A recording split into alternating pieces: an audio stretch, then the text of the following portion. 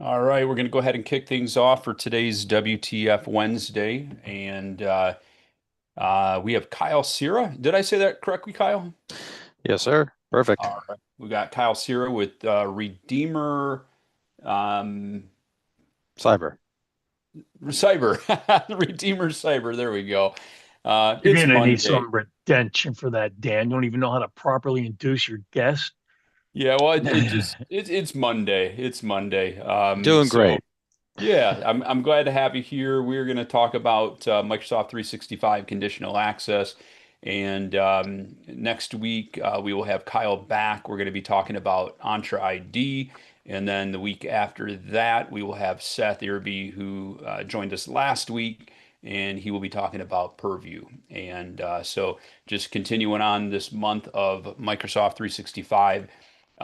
With that being said, I'm going to turn things over to Kyle. He does have a presentation. He will share for about 15, 20 minutes or so, and then we'll open up for our general open discussion where we can just have some general discussion as well as Q&A about conditional access. And with that being said, Kyle, I'm going to turn things over to you for the next 15 minutes or so, and I appreciate you being here. Thank you, Dan. Thank you for the opportunity, and thank you everyone for coming today. I'm just going to try to get this display swapped here, and that should be good. So I have a, quick presentation for you. I want to try to leave some time at the end for Q&A because I know conditional access isn't the most straightforward system available in Entra. But I hope to, clear some confusion up today and give you guys some good tips that will help you as an MSP and potentially any MSSPs that might be in the call as well. So this is conditional access best practices for MSPs, implementing security-focused design into Microsoft 365 conditional access. Just wanted to briefly in these contents give a little bit about me, a brief Microsoft 365 and conditional access overview, some Microsoft recommended conditional access policies. Some recommended policies are from the Center for Internet Security in their latest version 6 of their benchmark, some general and security best practices for MSPs, just some key takeaways to wrap things up, and then last but not least, some Q&A. A little bit about me. Again, my name is Kyle Sierra. I'm a Microsoft certified cybersecurity architect expert. Say that like 5 times fast. I hold nearly a dozen certifications between Microsoft and CompTIA. I received my bachelor from Western Governors University in cloud computing, and that was partly why I hold so many certs. A lot of them were required to get through the degree, so I just have been maintaining them over time. I'm the owner of Redeemer Cyber since August 2025. I'm the cloud security practice leader and senior principal security consultant there. I'm also one of 17 official contributors to the CIS M365 benchmark. So I'm on weekly calls or with the Center for Internet Security, trying to talk about new controls and updates that we need to make. I believe it's a primary way that I can give back to the community. With some of the expertise I've gained over time, I don't like to have proprietary security knowledge. I like to try to give these best practices out so everyone can benefit, and we can all be a little bit safer. Prior to being in cyber, I have 5 years of IT experience and help desk and sysadmin, so I know what happens when you make changes in production environments inappropriately. I've answered those calls. I've done all that, and for the last 7 years, I've been in cyber consulting with a nonprofit and with an MSP, doing all sorts of things, security and compliance assessments, incident response, phishing simulation. I've done my fair share of conditional access work, trying to, either tighten it up after a customer got breached or proactively trying to prevent a breach in the first place. In terms of a very brief Microsoft 365 overview, because I know everyone's probably very familiar with it, M365 is a managed evergreen software as a service environment. So it's ever changing. It demands continuous investment, requires, investment from the top down, ideally, And especially in a cyber sense, the security controls are always changing. The Center for Internet Security, their benchmark changes twice a year. So they actually have a new release coming out in March. So that's a framework you could consider using to help protect, your environment as well as your customer environments. So Microsoft 365 sits on top of an Entra ID tenant. As we know, Entra ID is the default identity provider for 365 and Azure. Being that this is software as a service, it follows Microsoft shared responsibility model. So as a customer, we're responsible for data classification and accountability. And with Microsoft, we have to do our part for client and endpoint protection as well as identity and access management. In terms of a brief conditional access overview, conditional access is Entra ID's policy-based zero trust enforcement engine. It's how we can help enforce things like least privilege and giving explicit access. It does require an Entra ID P1 license. There's some particulars here, such as if you have 10 users benefiting from it, you need 10 licenses. They don't necessarily have to be assigned. And if you fall out of license compliance, it doesn't disable the use of the policies, but you can't change them and modify them. You have to kind of reinstall your licenses. The policies use if-then logic and they stack. So I wouldn't consider this a firewall. It doesn't have an implicit deny at the end. And then there's certain logic in place while there's not priority, it does use some logic such as in making sure that a restrictive and specific condition takes precedence in case of a conflict. And both conditions in a policy such as location and device origin, come together with access control elements such as grant or block controls like require MFA to form, the conditional access policy. So as we've probably seen, all seen in our environments for the last year or so, Microsoft has Microsoft managed policies. There's some examples on the screen here that are ones that Microsoft tries to include, out of the box for you to either modify if you need to, or just, make sure that you're using. These are just general good best practices, making sure your admins have MFA and that only admins have management access, blocking legacy auth, which is largely blocked already. Microsoft has some SMTP exclusions that they're going to be getting rid of as well pretty soon here. Making sure not everyone on the planet can register security information or connect to your environment, not allowing every person from every country to connect, blocking known risky users, and ideally locking down managed sensitive information access to managed devices. So beyond what Microsoft offers out of the box, some things you can consider as an MSP is to both harden your internal environment and the environment of your customers with Center for Internet Security conditional access policies. They're free to use internally, but if you do use them for customers as part of engagements, you do need a license through them.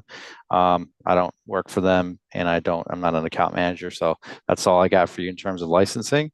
But these are some additional controls that are worth considering, in the same vein of what Microsoft offers, but at a more granular level. You can see, for example, 5225 is make sure you're using phishing resistant MFA for your admins. We know we have a diverse population and risk pool that's accessing 365. So, you want to make sure you treat your users and your admins and your high value targets all differently. And a lot of these controls help you to do that, as well as, again, try to make sure that everyone on the planet can access your environment, and then trying to reduce access via some non-modern authentication, like the device code sign-in flow.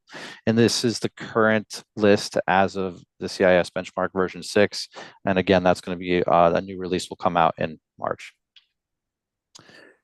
In terms of general and security best practices for MSPs, I kind of hinted at this earlier, but because it's a managed evergreen environment and because it's always changing, so is the security, requirements and security controls out there. So, you'd want to at least consider a security assessment and remediation in your environment annually to try to stay dialed into the latest security. If you're an MSSP, this is a great upsell for pen tests and other cyber work. you want to say no to a single MFA enforcement policy. You could have a single policy that just says MFA for everyone, but again, you want to consider the risk profiles of each group. So you want to treat your guests differently than your admins, differently than your CEO, differently than your run-of-the-mill users, and you can implement different controls for that, such as maybe admins need phishing resistant MFA, or maybe you need to have session controls. So maybe admin's got to sign in hourly and maybe everyone else signs in once per day. You can do that with conditional access. Another thing in that vein is you want to target all users in your policies. So I've seen a lot of examples where customers try to enforce MFA through a group membership or just by building a policy and targeting user objects directly. That's just kind of subject to human error.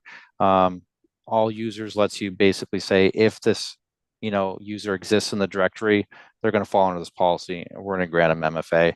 That just helps grant full MFA coverage. You want to have break glass account exclusions by user object for every conditional access policy in case you make a change that locks you or your customers out. You have a way to get back in. That I can't beat that drum enough. It's when you have to try to prove to Microsoft that you need access to this tenant and you're authorized to be in it, and they drag you through that whole process. It's not quick. So when seconds count and are worth a lot of money, that's not a position you want to be in. So if you don't have break glass accounts, and the best practice is to have at least two, you want those excluded from your policies, and you also want them to have phishing resistant MFA because Microsoft has recently demanded that every account has MFA on it. You want to exclude service accounts where appropriate. I know as MSPs, you might have a bunch of different products in your environments, backup solutions, you name it. One of the examples I like to give is Duo requires a service account in the tenant for integration with its platform. When you integrate Duo, that account initially needs global admin, but once the app is registered, it no longer needs global admin. So I always like to, recommend that if you do have apps in your environments, tied to service accounts, that you just review the documentation, see, if you do have service accounts that have high levels of privileges like global admin, see if that's still necessary. It might not be. You might be able to remove those permissions without, impacting the functionality of the product. Some products do require it all the time, though. So again, just your mileage may vary, but there are some cases where you could, follow that principle least privilege a little bit better. Using a clear naming convention, big one, often overlooked. If you have a bunch of customers you're managing, you want to refer to a policy as conditional access 05. That way the customer knows what that means. You know what that means. Your people knows what that means. You don't just have like a randomly titled policies. And that way, if there is an issue you discover, you can manage that and version that across the board. That would help you at scale. Using the report only mode and what if tool is a great way to understand what a policy is going to do before you implement it in production. So, test again, test with groups, work in phases. But once you turn a policy on, you're kind of stuck with the effects, and hopefully, again, like I mentioned earlier, you have a break glass account to bail you out if you need it. Conditional access does support import and export JSON templates. So if you're trying to roll out a consistent configuration per environment manually, you could use the JSON templates. There's various tools out there that help you automate, manage Microsoft 365. So whether you go with a tool or not, having those JSON templates is always a good idea. Microsoft, I believe this is in preview, they now offer protected actions for conditional access. So basically, you don't want everyone with elevated permissions to be able to modify a policy, especially an attacker who took over an account. You want to restrict who can modify a policy, so that way an attacker couldn't break in and then just turn off your MFA requirement and start to open up all these doors. You can limit that to the conditional access administrator or security administrator role. That's definitely worth considering. And this requires a Enter ID Premium 2 license, but Microsoft has automated risk remediation for user risk. So for password authentication, in case of a password spray, session, history with a compromised password, you can have Microsoft change the password immediately and then have the sessions revoked without your involvement, which, the way I like to think of it is this is automation that you can leverage, and automation is typically hid behind a Premium 2 license. So if you want a core feature, you want Premium 1, and if you want automation, you want Premium 2. And for risk users that have an active risk detection, such as anomalous token and possible travel, you can have user sessions revoked automatically, and they can be prompted to sign in again. And again, that's without your involvement. It's automated remediation, similar to what you would get through a Microsoft Sentinel, like a SOAR solution. So key takeaways here. Again, conditional access is Entra ID's policy-based zero trust enforcement engine. Policies should be layered, explicit, and intentional. Every policy should have at least one break class account excluded. Consider a Microsoft 365 security assessment and remediation at least once a year internally and for your clients to dial in security in the environment.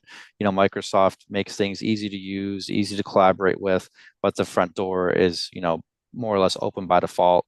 A standard environment that's not aligned to Center for Internet Security standards is about 20% compliant out of the box. So that's not to say Microsoft doesn't have any security out of the box, but they don't want to inhibit productivity. So, while you get some, there's a great opportunity to further, increase your security. And you want to align your conditional access policies with zero trust principles and those the CIS recommendations, some of which I included earlier, and protect conditional access policies from unauthorized modification using protected actions. Again, if an attacker were to break in, you don't want them just to wholesale disable all your policies or allow exclusions for themselves for persistent access. And then last but not least, use a standardized and clear naming convention. I know that was a lot of technical. Try to give you a little bit of a brief overview of the platform, but any questions? All right, so let's think about some of our client environments and maybe some of the things that you guys are working on. For the naming conventions, Yeah, go ahead, Mike. Hey, Mike. can you give us some examples of like good naming conventions? Sure. Yeah, you want to start with an ID and you want to be consistent. So like CA01. I like to, in the naming conventions I like to work with include if the policy is a block or grant policy. So you can see that at a glance. And you want to give a good description of what it's doing. So, require MFA for all users accessing all applications. That way, without Wait, having, so you said the name is CA01 and that's would a be like good name? an ID in the name, followed by some of those descriptors, such as, require. So this is you're granting access. MFA, that's the actual access control for users. That's who you're targeting. For all applications, that's the scope.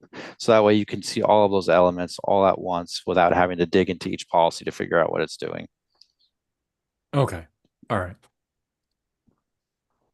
Microsoft also has additional naming convention guidance, but at the end of the day, you want at least a consistent ID system used. So, at scale, if you're implementing the same policies across customer environments, you know that, okay, for ID 05, you might have to make this modification or, that way everyone's on the same page. For a standard organization, how many different CA policies would you consider mandatory right out of the box? If you want to implement MFA the way I recommended, which is to consider the different risk populations, you could do as little as one MFA policy, which isn't in support of that, or you could have like 7 MFA policies.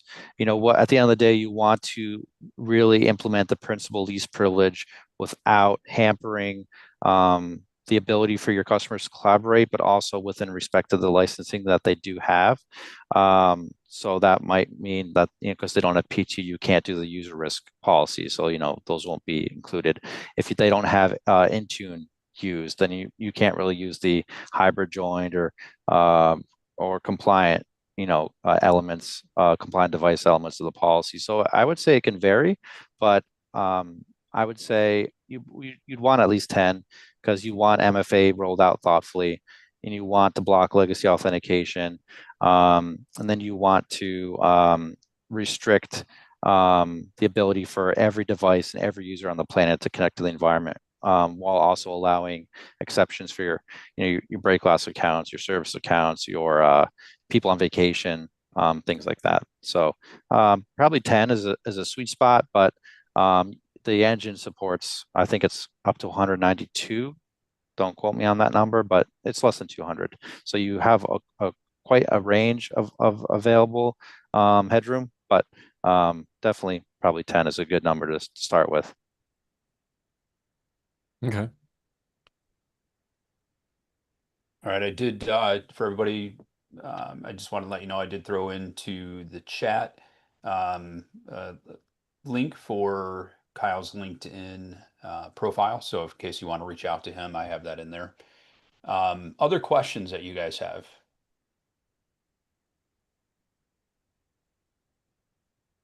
And while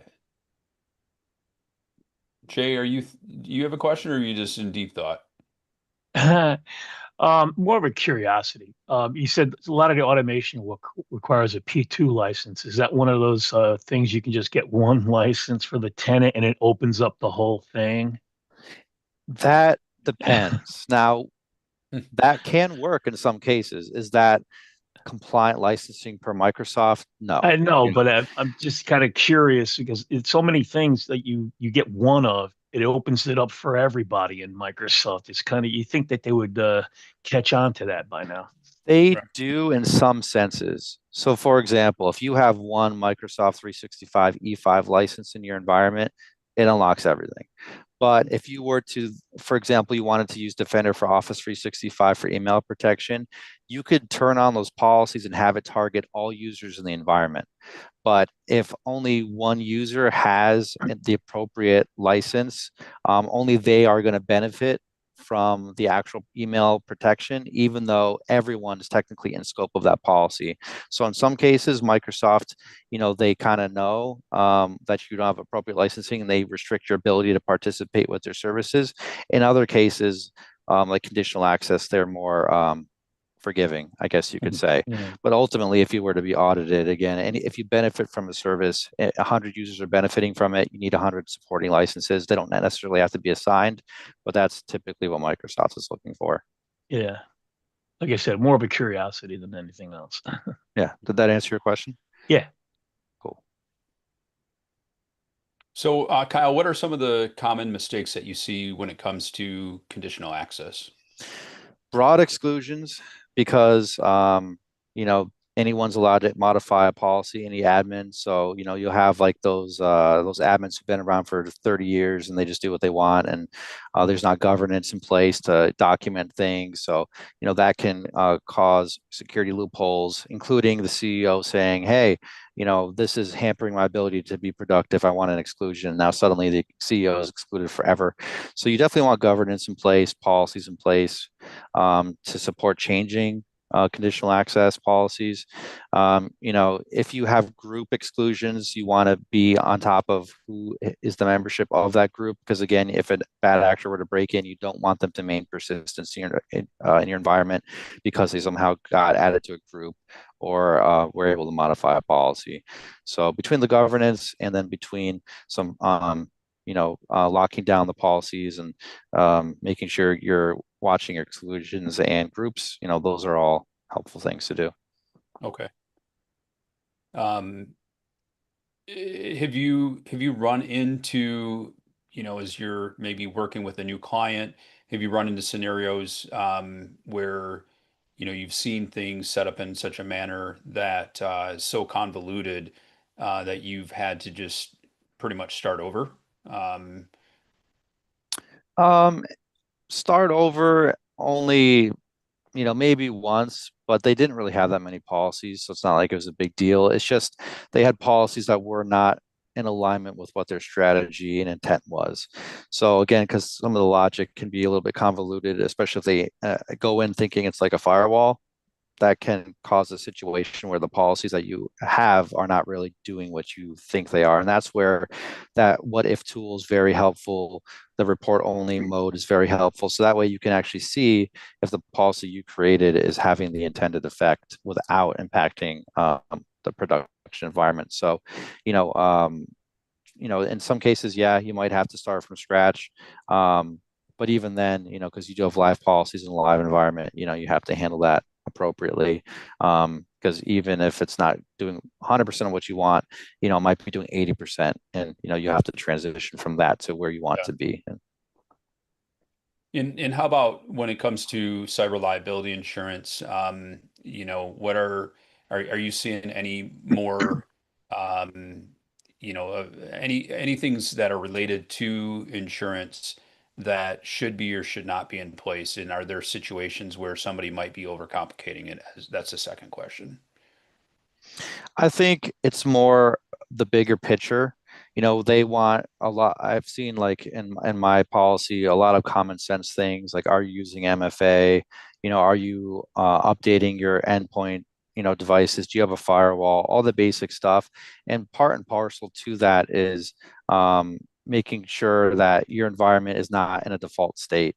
Like any whether it's a switch, a firewall, a computer, a cloud environment like 365, you don't, if you run it out of the box settings, you haven't really done anything proactively to help the security posture of it.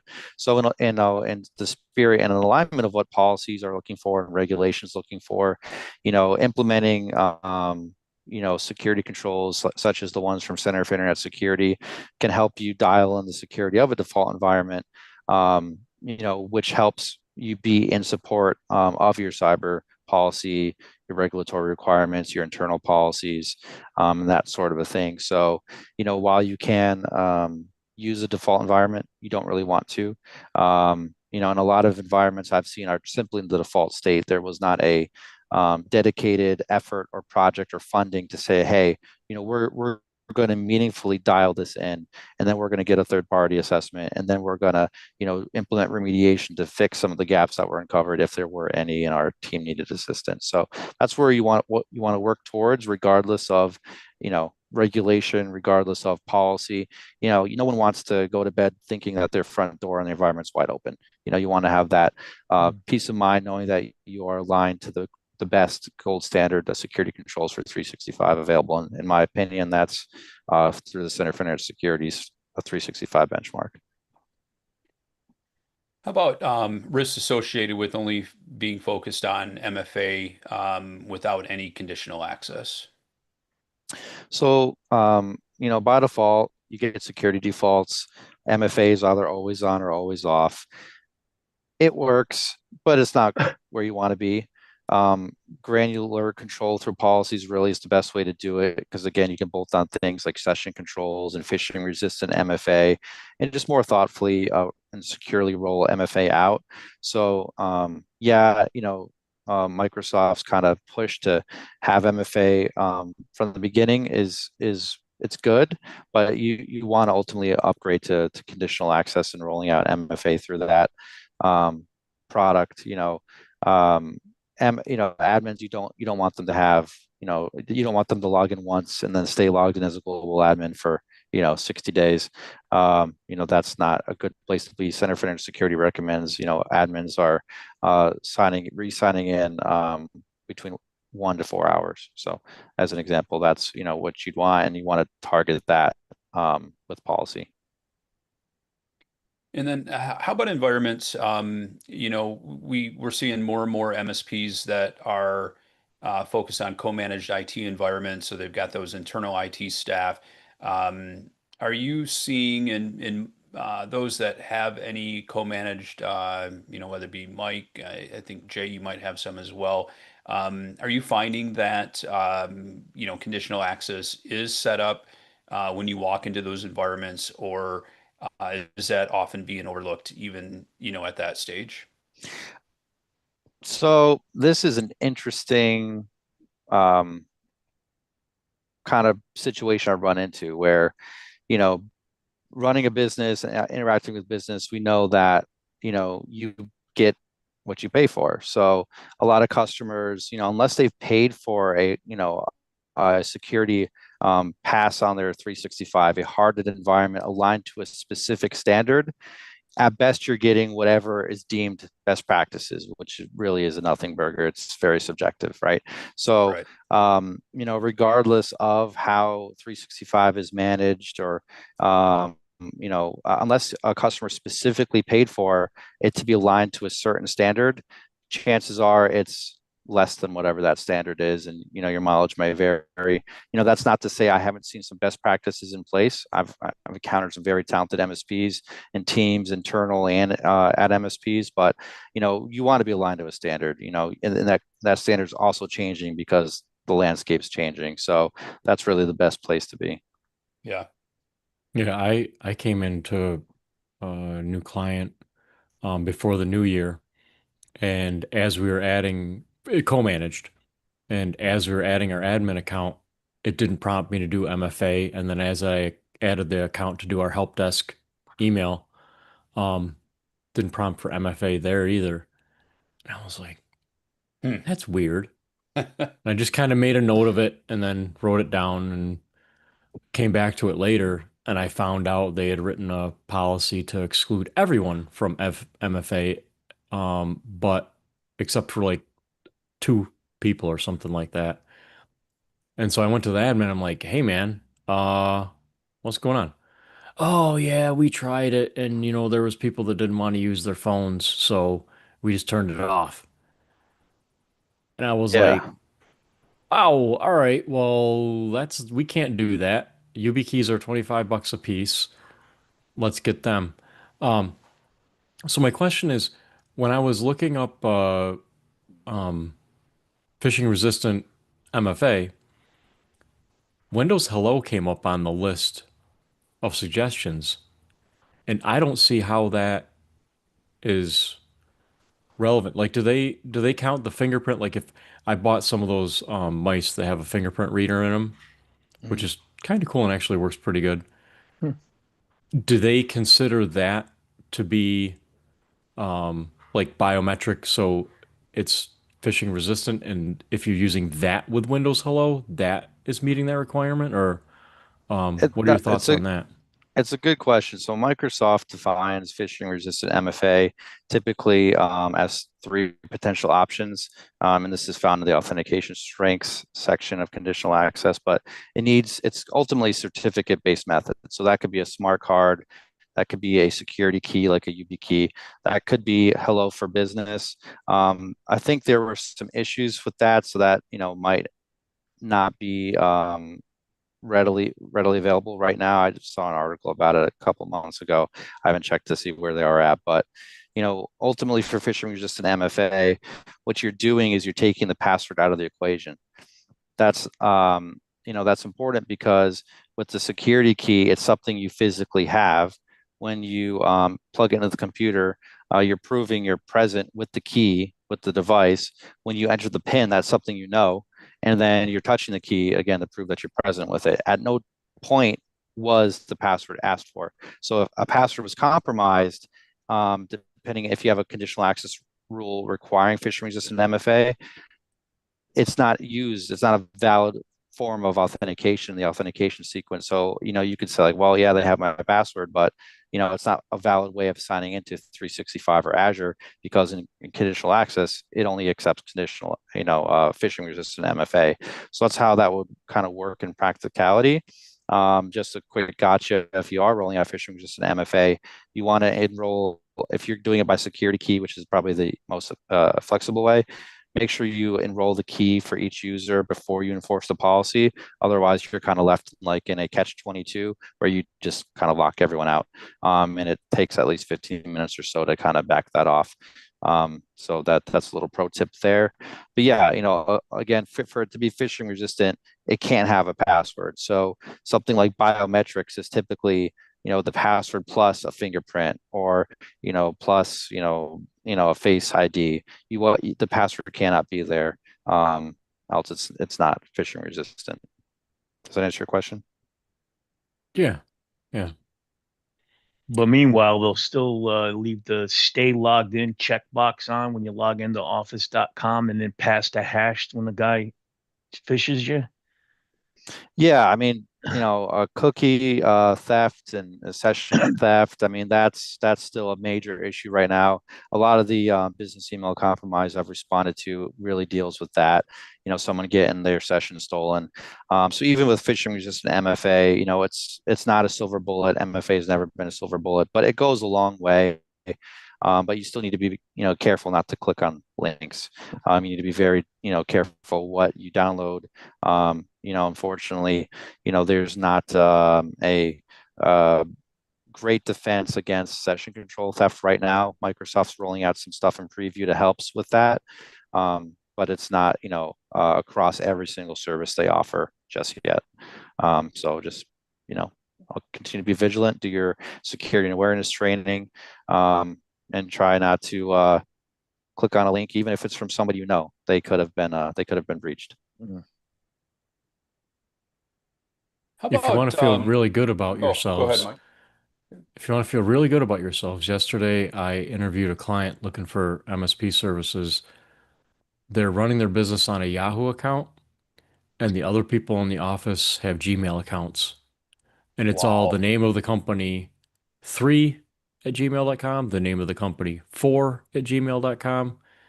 And and I was like, okay, so all of your billing and from all your vendors, they all email that Yahoo account. Yeah, yeah, that's why we haven't switched. It'd be so much of a pain to switch. I'm like, what if it didn't switch and then that account got compromised and you couldn't log in? Who do you call to get access to prove that you're the owner of that account? Right. Oh, man, I don't know. Mhm. And I'm like, you don't. How would they know it's you? How would you verify that? What information could you possibly give them that somebody else couldn't generate to steal your account and It's impersonate you? a great example of just because it works doesn't mean it's proper. Yeah. You can get, pretty far along with some sort of weird MacGyver solution, but there's a reason why we have standards and best practices and all that. So hopefully they can make that transition because that's not great. Well, I'll tell you the best way to mitigate business email compromise, and this dates back to more than 20 years ago, was a prospect. I don't think they ever became a client that we had, that all email came into the office manager. That office manager would print out those emails and deliver the hard copy to them. They would write their responses down on the sheet of paper, deliver it back to the office manager. The office manager would respond. So there you go. Here in 2026, the way to mitigate business email compromise is to have email to go to one person. So I had to add that in there. Sorry. Nice. I, one of the controls I lobbied for pretty hard this year, which was ultimately adopted by CIS, was to implement a message limit on mailboxes. So, whether they're using, Microsoft's out of the box solution or using Barracuda or Mimecast, it doesn't matter. You can still use this policy. And it's in the anti-spam policy. And what it does is basically says, for your average user, they don't need the ability to send 1,000 messages every day or right now. Right. That's not normal. So we're going to implement a threshold. If that threshold gets exceeded, that mailbox gets turned off. So that way, if a mailbox is compromised, they are not going to, be able to, send out the phishing email that they got the customer with to all of their address book and whoever else.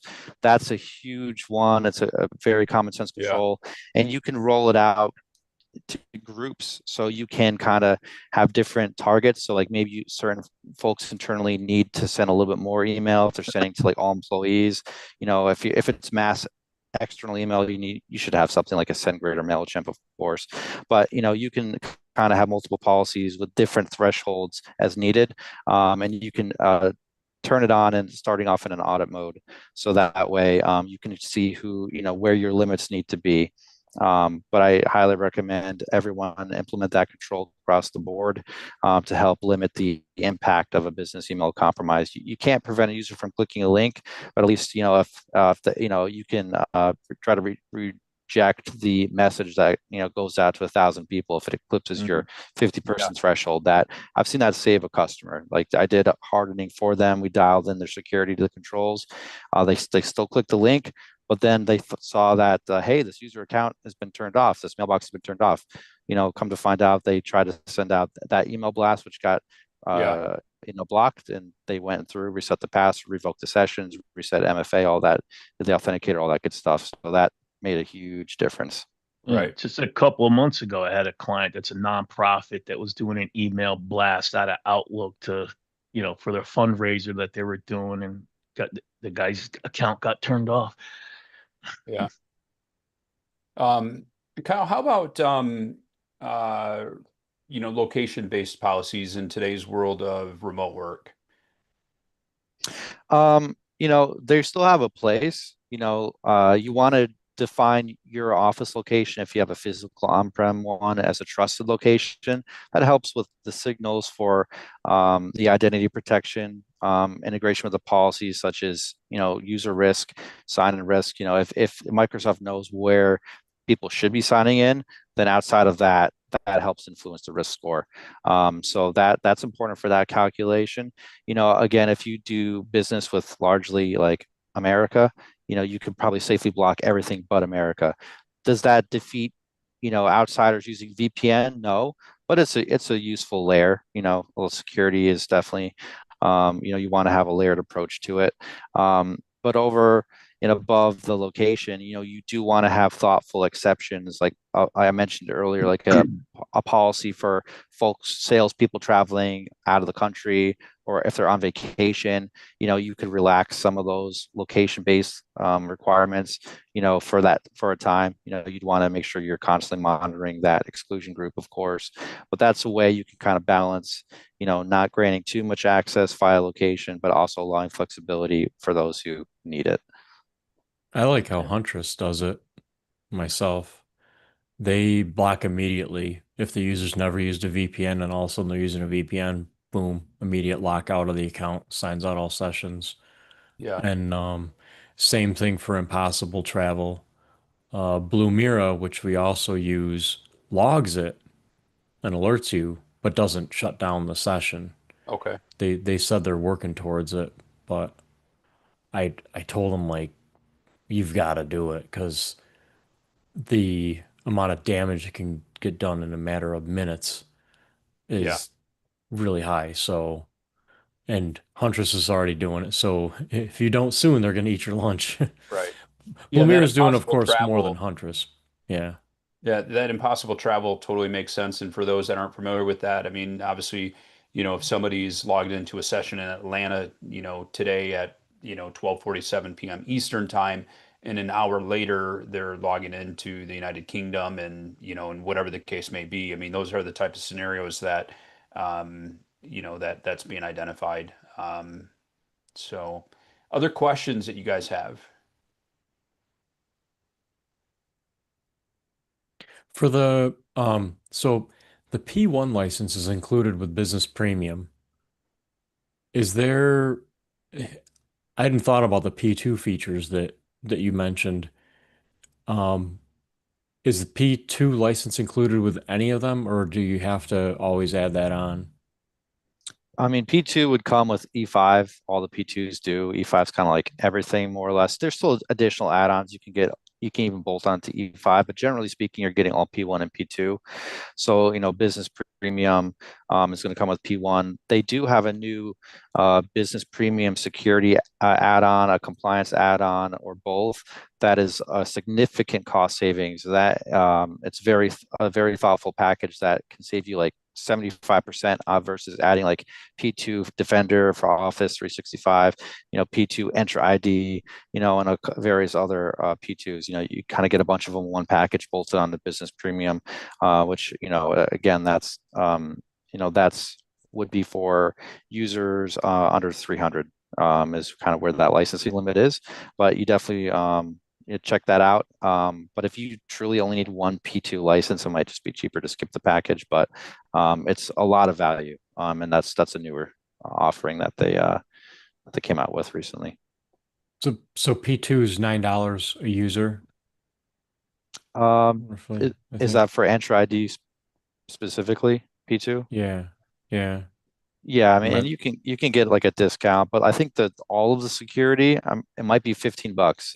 Don't quote me on that, but that's like like three or four other P2 licenses that you'd want to consider, in addition to your business premium. So a couple more bucks and you get, a lot more value. Yeah, so business premium plus P2, that's what, like $31, but um E5 is over 50, isn't it? Hmm. So, okay. Yeah, but like I said, that business premium plus security add-on, it might only be an extra 10 to 15 bucks for several P2 licenses. How Okay. about in the area of policies? Obviously, every client and maybe the line of business that they're in can impact this, but as a standard, as a default, what would you say are minimum number of policies that you would think need to be put in place for an average client? For conditional access, again, if you want to have MFA rolled out in a more risk targeted way and with some additional policies to support that, I would say at least 10. And that is that beyond just MFA? I mean, are we talking about overall policies or Yeah, I mean, so the bulk of those would be MFA. Again, you'd have okay, a policy for your high value targets. That's C-suite leadership. Anyone with sensitive access to systems or data. You could have a policy for your global admins, and then your normal admins. You could have it for your guests. I mean, you can kind of break it down depending on what you want to target and how. And then policies like blocking location, across the world, and blocking legacy auth. You can quickly get up to 10 or so pretty easy. okay. So, can I ask a question? Yeah, go for it, Hugh. Please. So, I've searched in Entra and Intune, maybe it's just Entra, where you can turn off or put, like, look, I don't want Russia to be able to, anyone to be signed in. I cannot find it in the portal. Can you help with that?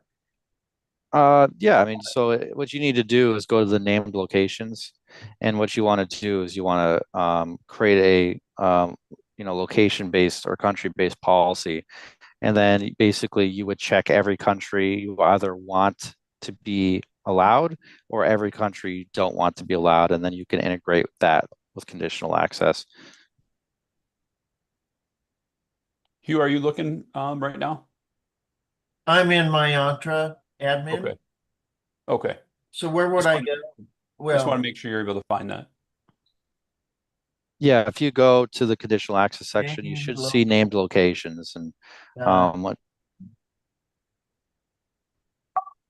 And Kyle, I don't know if you have a environment that you can share on the screen or not. If you don't, totally understand. um, it might take me a few minutes. I use privilege identity management, which takes a minute or two to activate to get me Okay. to allow me to have my privileges. So I could spin it up if needed, but right now it's not That's loaded. yeah. Was I can log in with no MFA or anything, so I can get in there real quick and find it. Super convenient. No, no, it's not. Make sure you're using a VPN too. Yeah. We found one user, so Huntress flagged it and VPN, and we're like, okay.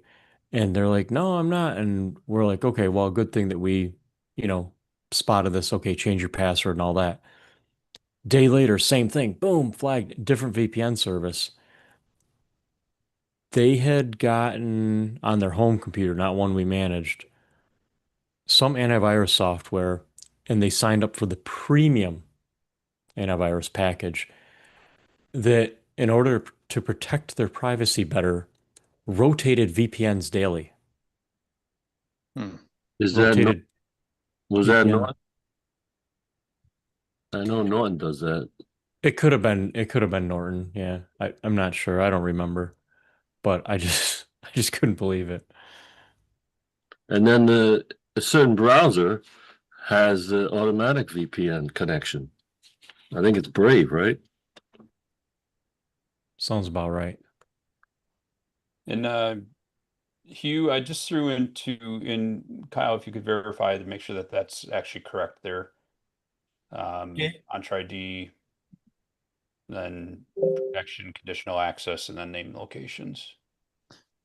They change the UI every 2.5 minutes, but that seems to be accurate. I can try to find a document for that as well. That'd be awesome. Mm. While Kyle's coming up with that, other questions. Norm, you have a question?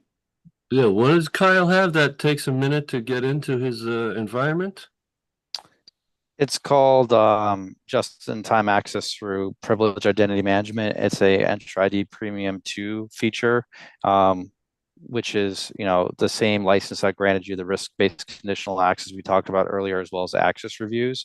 And what it does is I, being, the main admin in my environment, I'm a global admin, but I'm not a global admin 24/7. I'm merely eligible to be that. So basically, I log into my environment, and at the time I log in, I'm not a global admin. I have no admin rights. So if my account is compromised, right off the rip, they can't just run around as a global admin. I have to apply for my global admin privileges as an extra step, and that could look like, somebody gets a ticket to approve that. In my case, that makes no sense. So, a manager gets an email to approve it. Now my case which also makes no sense. So I self-approve, but it does add then an extra step. So that way, if an account is compromised, it's not a 24/7 admin. So that way you can have confidence saying like, well, if somebody did log in, that doesn't necessarily mean they You were an have admin right off the rip. to go to a different window to self-approve? You have to go to privilege identity management and the Azure portal to activate whatever privilege you're looking for. Once you activate it, it's going to refresh the session, allowing you to then go into the admin center for 365 or Entra or the security portal, whatever, what have you, depending on what your And licensing is. is there a time constraint? You can only use it for 5, 10 minutes or something? You can limit it by default. It's one activation per 8 hours, but you can limit it down to as little as a half hour. So it's flexible, so you don't have to annoy people by doing it all the time, but you can also, restrict it if you need to. So this would be great for those clients that are adamant that someone within their organization are a global admin or, want, don't want to get granular as far as their type of admin access. Yeah, it's a way to enforce the principle of least privilege ultimately. Yeah. Like they need global admins, you need at least two, but they don't necessarily need to be on 24/7. They merely need to be eligible, and they need to be able to use access that privilege is needed. And again, it's called just-in-time access. So you're using it just when you need it. Excellent. And Hugh, it looks like Kyle and Mike threw in a couple links there. I want to make sure you saw those links before we wrap things up. Um, Yes, sir. Perfect. All right. Kyle, as we wrap things up, we just have a couple minutes left here. Any parting words that you want to share with the group today?